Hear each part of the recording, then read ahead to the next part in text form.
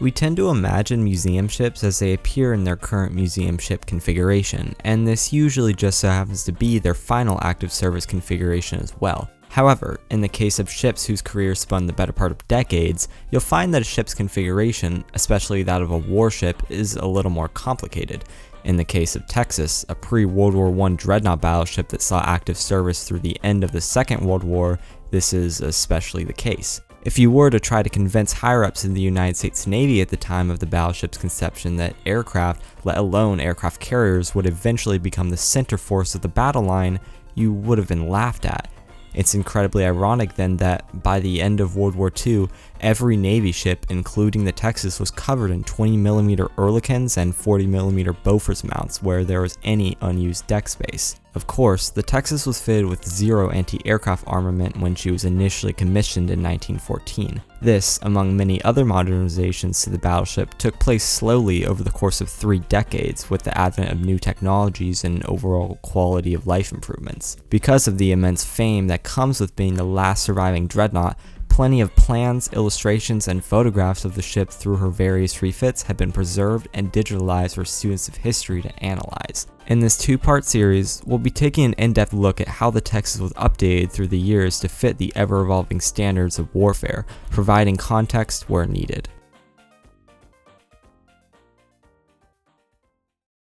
When the Texas initially entered service, she was a mix of modern and traditional design elements. For the time, Texas was by far the most capable warship ever built, armed with a main battery of 10 14-inch 45 caliber guns housed in 5 twin turrets, as well as a secondary battery of 21 5-inch 51 caliber rapid-fire guns.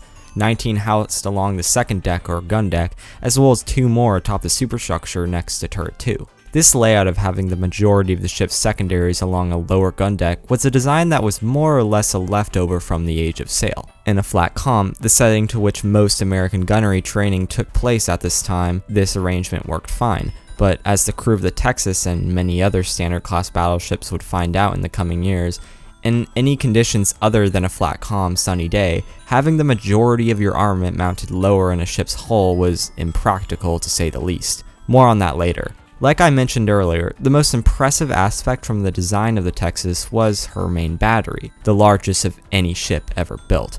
The previous class of American battleship, the Wyoming class, were armed with 12-inch guns, and the majority of the British and German Navy were still armed with 12 and 11-inch guns respectively. The British had just built the Orion class battleships armed with 13.5-inch guns as well, but the Texas and her sister, the New York, were the first to be armed with 14-inch main battery. Not very many people know that the Texas was originally armed with torpedo tubes, twin mountings on both the starboard and port side located below the waterline between turrets 2 and 1. The Texas was armored with a belt that varied between 6 to 12 inches along the ship's sides, deck armor of up to 3 inches, a conning tower of up to 12 inches in thickness, as well as turret armor with a thickness of up to 14 inches.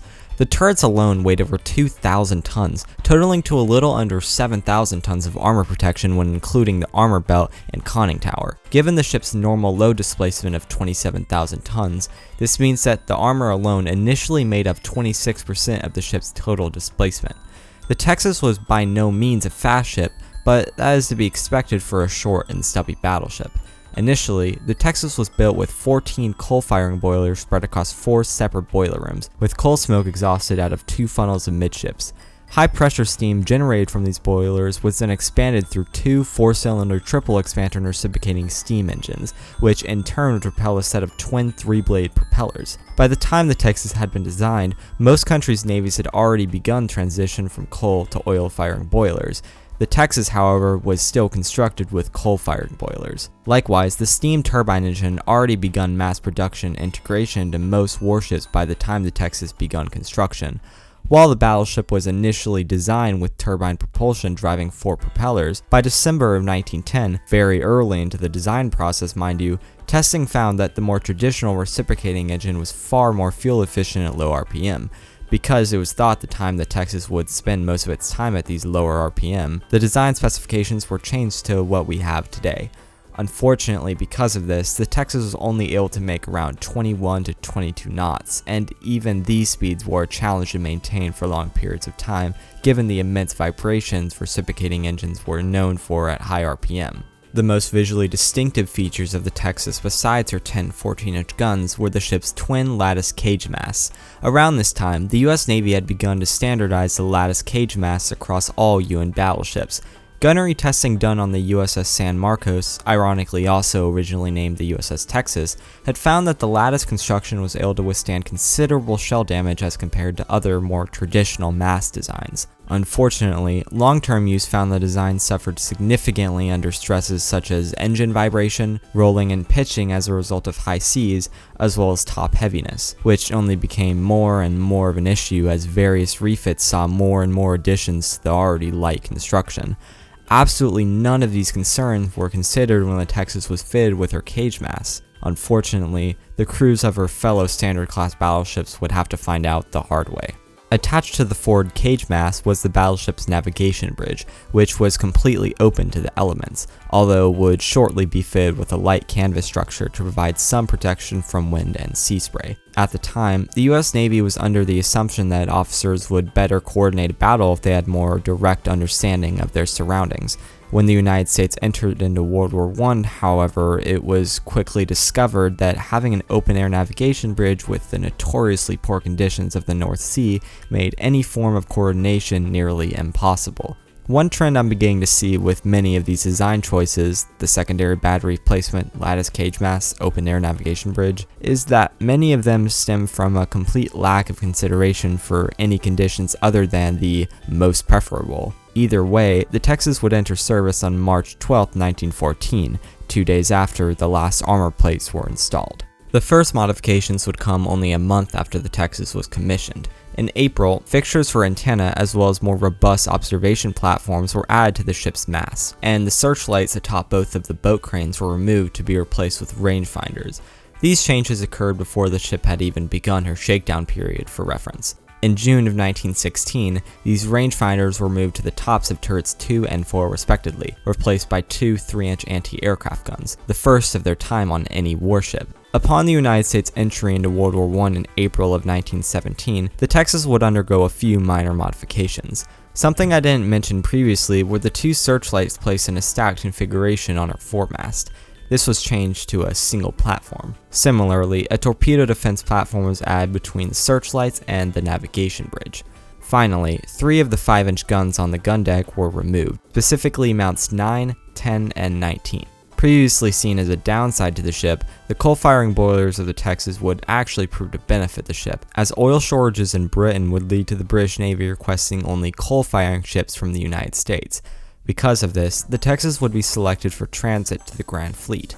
A few months later, in September, as the Texas was preparing to depart for the British Isles, she ran aground at Block Island in Rhode Island. Damages would keep her in dry dock until the 5th of December. During this time, a range clock was fitted to her foremast and training marks were painted onto turret 2. These changes made it significantly easy for gunnery directors to communicate orders before the advent of a reliable radar and radio system. Also of note, 2 more 5-inch gun mounts at positions 1 and 2 were removed. The Texas was finally transferred to the Grand Fleet in January of 1918, and the next set of changes wouldn't occur until later in the year. As it became painfully obvious that an open-air navigation bridge was creating significant problems for the crew who were stationed there, the decision to construct proper enclosed metal pilot houses for UN battleships as well as other warships in the Navy was approved. Because of this, Texas would enter Jarrow Slate on the 20th of October, leaving the yard in early November with an experimental version of what would eventually become the standard for all UN ships. Further modifications made during this time include more robust navigation platforms, as well as the addition of what would eventually become known as a seaplane catapult atop turret 2. Germany ended hostilities by signing the armistice on the 11th of November, and the Texas would sail with the Grand Fleet to oversee the German fleet's surrender 10 days later on the 21st. When she returned to the United States, she would undergo further modifications at New York Navy Yard in January of 1919.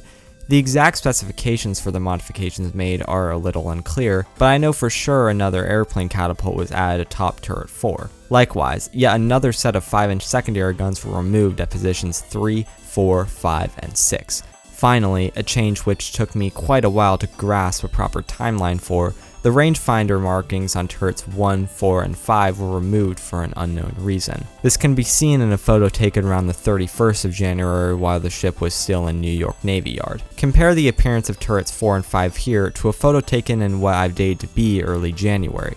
Since while the photo has only a year, 1919, written on it, there is a significant lack of a seaplane catapult added atop turret 4, meaning that the time frame this photo was taken must have been before the catapult was added. It gets confusing when we look at photos taken during and after her transit to the Pacific through the Panama Canal in late July of 1919, where the rangefinder markings on turret 4 begin to reappear in photos, meaning that they must have been added back sometime during her June to July New York Navy Yard period.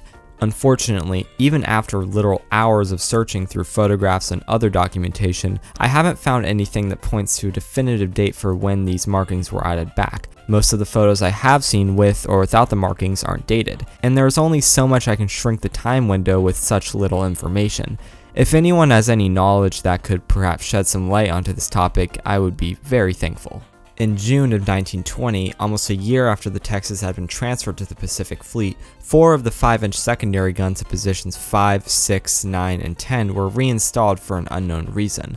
The following year, in January of 1920, the torpedo defense platform on her foremast was enclosed, a similar platform on her second mast receiving a similar upgrade. Later in August, the seaplane platform atop turret 4 was removed to be replaced by 2 3-inch guns.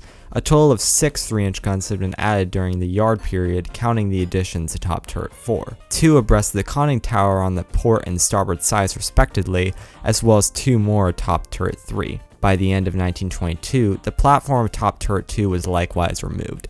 Around the fall of 1923, a seaplane was mounted to the ship's stern, which could then be lowered onto the water to take off.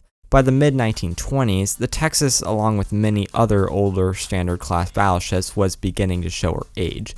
Experience from the First World War exposed a number of serious issues with traditional American naval practices, as we've already mentioned. And with the construction of the experimental aircraft carrier USS Langley, the Japanese IJ and Hosho, as well as the British HMS Hermes, new forms of warfare were being developed that put less of an emphasis on surface gunnery. Because of this, talk about scrapping the Texas came under serious consideration. Luckily, because of the Washington Naval Treaty of 1922, which forced harsh limits on warship construction, the decision was made to extensively modernize the already existing fleet of older battleships until more advanced designs could be authorized. As a result, on the 31st of July 1925, the Texas sailed at a Norfolk Navy Yard for an extensive rebuild.